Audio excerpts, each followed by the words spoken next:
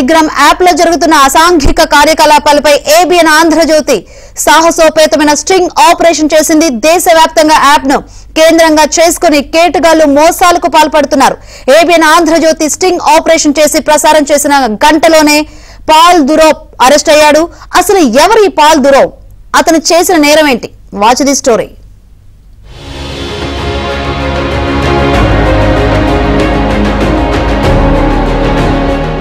Telegram messaging app CEO founder Pavel Durov ను Paris పోలీసులు arrest చేశారు.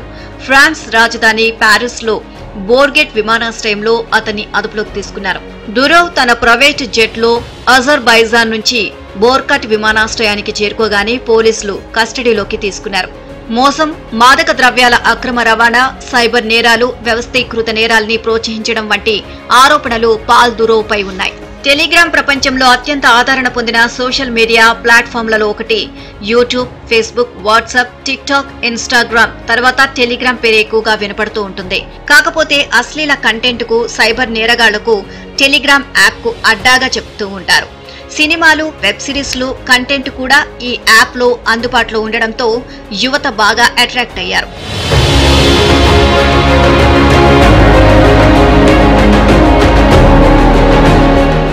వాస్తవానికి టెలిగ్రామ్ లో మోడరేటర్లు లేకపోవడంపై ఫ్రెంచ్ పోలీసులు దర్యాప్తు చేపట్టారు.